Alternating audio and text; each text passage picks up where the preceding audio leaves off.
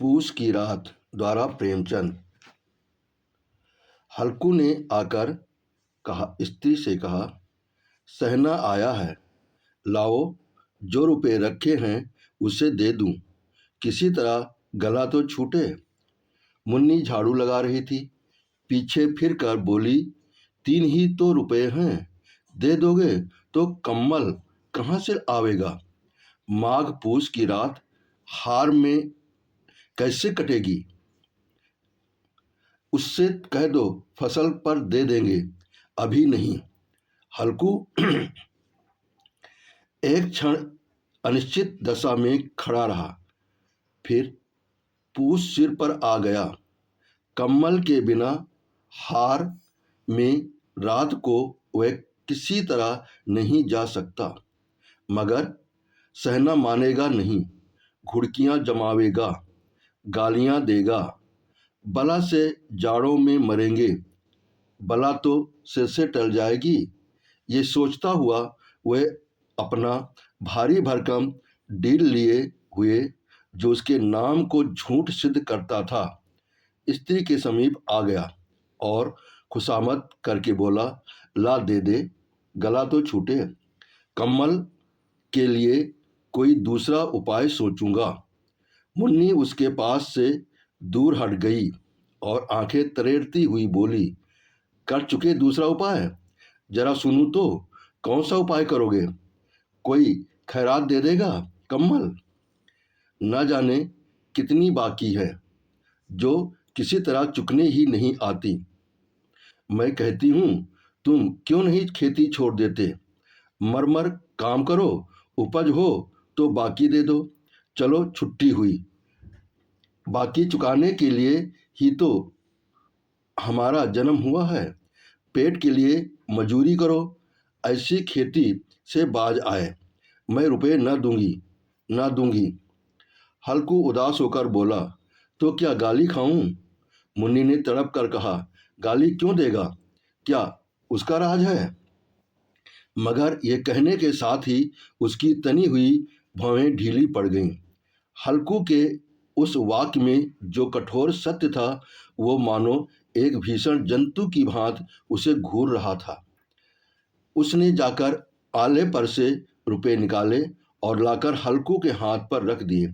फिर बोली, तुम छोड़ दो अब की से खेती, मजूरी में सुख से एक रोटी तो खाने को मिलेगी, किसी की धौंस तो न रहेगी। अच्छी खेती है, मजूरी करके लाओ, वो भी उसी में झोंक दो, उस पर धौंस। हल्कू ने रुपए लिए और इस तरह बाहर चला मानो अपना हृदय निकाल कर देने जा रहा हो। उसने मजूरी से एक एक पैसा काट कपट कर 3 रुपए कम्मल के लिए जमा किए थे। वे आज निकले जा रहे थे। एक एक पग के साथ उसका मस्तक अपनी दीनता के भार से दबा जा रहा था। पूस की अंधेरी रात, आकाश पर तारे भी ठिठुरते हुए मालूम होते थे। हल्कू अपने खेत के किनारे ऊख के पत्ते की एक छतरी के नीचे बांस के खटोले पर अपनी पुरानी गाढ़े की चद्दर ओढ़े पड़ा कांप रहा था। खाट के नीचे उसका संगी कुत्ता झबरा पेट से मुंह डाले सर्दी में कूं कूं कर रहा था। 2 में से एक को भी नींद न आती थी। हल्कू ने घुटनियों को गर्दन में चिपकाते हुए कहा, क्यों झबरा? जाड़ा लगता है? कहता तो था घर में पुआल पर लेट रहा, तो यहाँ क्या लेने आए थे? अब खाओ ठंड। मैं क्या करूं? जानते थे मैं यहाँ हलवा पूरी खाने आ रहा हूँ, दौड़े दौड़े आगे आगे चले आए। अब रो नानी के नाम को। जबरा ने बड़े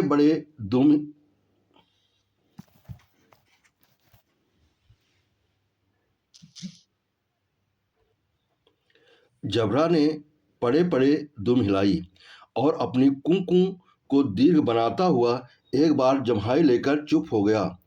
उसकी सौन बुद्धि ने शायद ताड़ लिया। स्वामी को मेरी कुंकू से नींद नहीं आ रही है। हल्कू ने हाथ निकालकर झबरा की ठंडी पीठ सहलाते हुए कहा, कल से मत आना मेरे साथ, नहीं तो ठंडे हो जाओगे। ये रान पछुआ न जाने कहाँ से बर्फ लिए आ रही है। उठूं, फिर एक चिलम भरूं, किसी तरह रात तो कटे। 8 चिलम तो पी चुका। ये खेती का मजा है। और एक एक भगवान ऐसे पड़े हैं जिनके पास जाड़ा जाए तो गर्मी से घबरा कर भागे। मोटे मोटे गद्दे, लिहाफ, कम्बल, मजाल है जाड़े की गुजर हो जाए। तकदीर की खूबी, मजूरी हम करें, मजा दूसरे लूटें। हल्कू उठा, गड्ढे में से जरा सा आग निकाल कर चिलम भरी। झबरा भी उठ बैठा। हल्कू ने चिलम पीते हुए कहा, पिएगा चिलम? जाड़ा तो क्या जाता है, जरा मन बदल जाता है। झबरा ने उसके मुंह की ओर प्रेम से छलकती हुई आंखों से देखा। हल्कू, आज और जाड़ा खा ले, कल से मैं यहाँ पुआल बिछा दूंगा, उसी में घुसकर बैठना, तब जाड़ा न लगेगा। झबरा ने अपने पंजे उसकी घुटनियों पर रख दिए और उसके मुंह के पास अपना मुंह ले गया। हल्कू को उसकी गर्म सांसें लगी। चिलम पीकर हल्कू फिर लेटा और निश्चय करके लेटा कि चाहे कुछ भी हो अब की सो जाऊंगा। पर एक ही क्षण में उसके हृदय में कंपन होने लगा। कभी इस करवट लेता, कभी उस करवट, पर जाड़ा किसी पिशाच की भांति उसकी छाती को दबाए हुए था। जब किसी तरह न रहा गया तो उसने झबरा को धीरे से उठाया और उसके सिर को थपथपाकर उसे अपनी गोद में सुला लिया।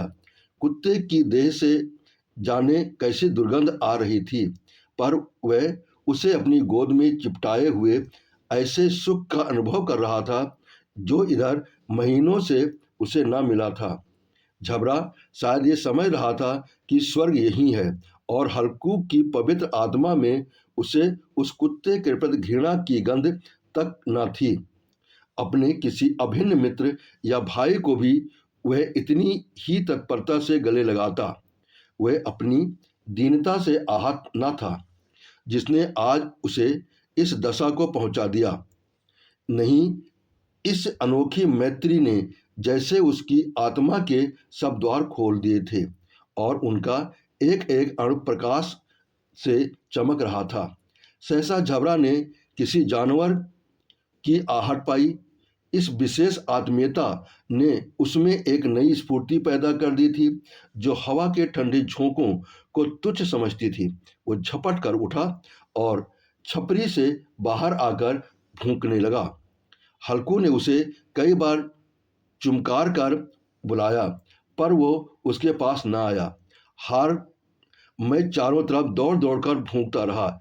एक क्षण के लिए आ भी जाता तो तुरंत ही फिर दौड़ता। कर्तव्य उसके लिए हृदय में अरमान की भांति उछल रहा था। 1 घंटा और गुजरा। रात में शीत को हवा ने धधकाना शुरू किया। हल्कू उठ बैठा और दोनों घुटनों को छाती से मिलाकर सिर को उसमें छिपा लिया। फिर भी ठंड कम न हुई। ऐसा जान पड़ता था सारा रक्त जम गया है, धमनियों में रक्त की जगह हिम बह रहा है। उसने झुककर आकाश की ओर देखा। अभी कितनी रात बाकी है। सप्तऋषि अभी आकाश में आधे भी नहीं चढ़े, ऊपर आ जाएंगे तब कहीं सवेरा होगा। अभी पहर से ऊपर रात है। हल्कू के खेत से कोई एक गोली के टप्पे पर आमों का एक बाग था। पतझड़ शुरू हो गई थी। बाग में पत्तियों को ढेर लगा हुआ था। हल्कू ने सोचा, चलकर पत्तियां बटोरूं और उन्हें जलाकर खूब तापूं। रात को कोई मुझे पत्तियां बटोरते देख तो समझे तो कोई भूत है, कौन जाने कोई जानवर ही छिपा बैठा हो, मगर अब तो बैठे नहीं रहा जाता। उसने पास के अरहर के खेत में जाकर कई पौधे उखाड़ लिए और उनका एक झाड़ू बनाकर हाथ में सुलगता हुआ उपला लिए बगीचे की तरफ चला।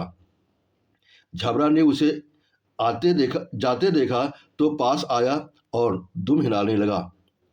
हल्कू ने कहा, अब तो नहीं रहा जाता झबरू, चलो बगीचे में पत्तियां बटोर कर तापे, ठाठे ही जाएंगे तो फिर आकर सोएंगे, अभी तो बहुत रात है।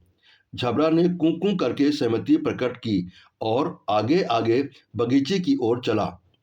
बगीचे में खूब अंधेरा छाया हुआ था और अंधकार में निर्दय पवन पत्तियों को कुचलता हुआ चला जाता था। वृक्षों से ओस की बूंदें टप टप नीचे टपक रही थीं। एकाएक एक झोंका मेहंदी के फूलों की खुशबू लिए हुए आया।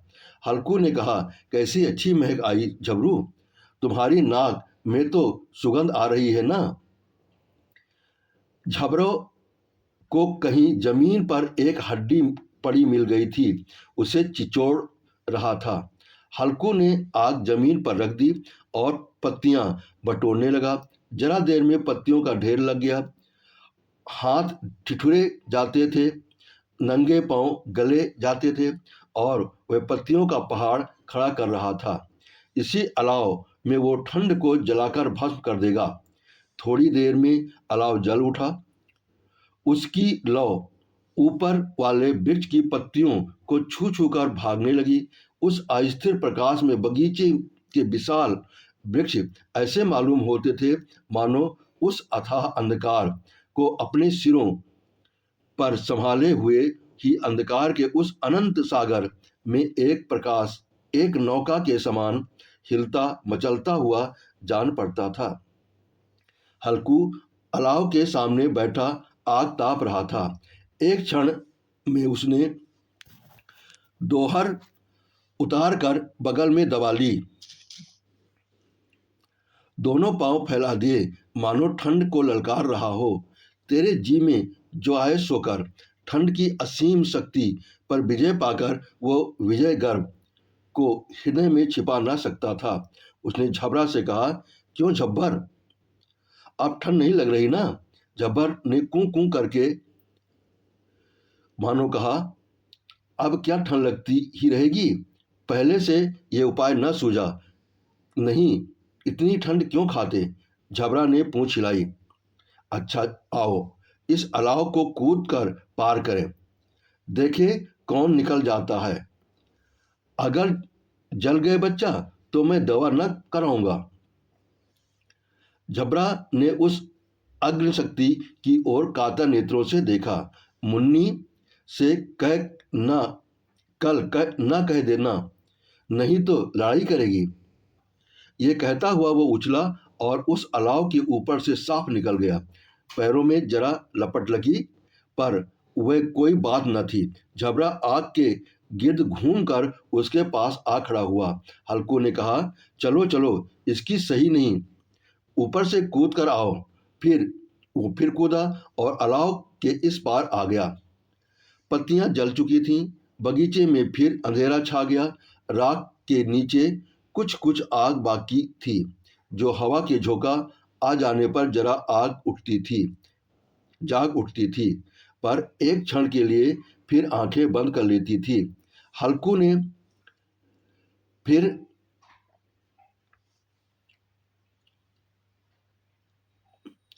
फिर चादर ओढ़ ली और गर्म राख के पास बैठा हुआ एक गीत गुनगुनाने लगा।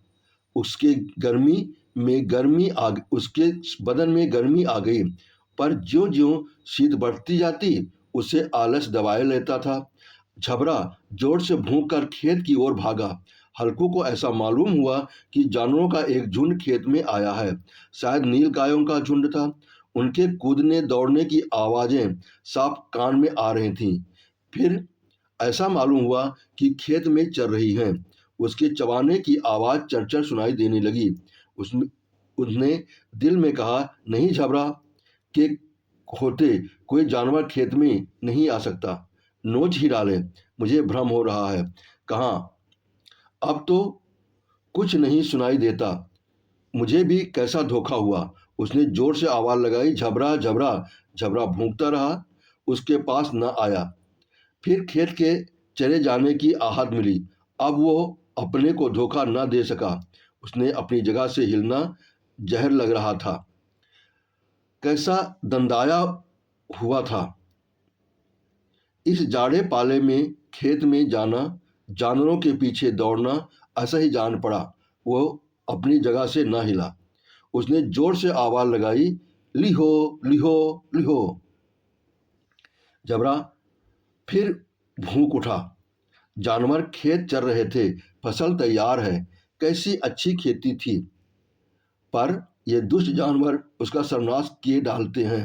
हल्कू पक्का इरादा करके उठा और 2-3 कदम चला, पर एकाएक हवा का ऐसा ठंडा चुभने वाला बिच्छू के डंक का सा झोंका लगा कि वो अपनी ओर बुझते हुए अलाव के पास आ बैठा और राख को कुरेद कर अपनी ठंडी देह को गरमाने लगा। जबरा अपना गला फाड़ डालता था। नील गायें खेत का सफाया किए डालती थीं और हल्कू गरम राख के पास शांत बैठा हुआ था। आक्रमणता ने रस्सियां की भांत उसे चारों तरफ से जकड़ रखा था। उसी राख के पास गर्म जमीन पर वो चादर ओढ़कर सो गया। सवेरे जब उसकी आंख खुली तब चारों तरफ धूप फैली हुई थी और मुन्नी कह रही थी, क्या आज सोते ही रहोगे? तुम यहाँ आकर रम गए और उधर सारा खेत चौपट हो गया। हल्कू ने उठकर कहा, क्या तू खेत से होकर आ रही है? मुन्नी बोली, हाँ, सारे खेत का सत्यानाश हो गया। भला ऐसा भी कोई सोता है? तुम्हारे यहाँ मड़ैया डालने से क्या हुआ? हल्कू ने बहाना किया, मैं मरते मरते बचा। तुझे अपने खेत की पड़ी। पेट में ऐसा दर्द हुआ कि मैं ही जानता हूँ। दोनों फिर खेत के डांड पर आए। देखा सारा खेत रौंदा पड़ा हुआ है और झबरा मड़ैया के नीचे चित्त लेटा है, मानो प्राण ही ना हो। दोनों खेत की दशा देख रहे थे। मुन्नी के मुख से उदासी छाई थी, पर हल्कू प्रसन्न था। मुन्नी ने चिंतित होकर कहा, अब मजूरी करके मालगुजारी भरनी पड़ेगी। हल्कू ने प्रसन्न मुख से कहा, रात को ठंड में यहाँ सोना तो न पड़ेगा?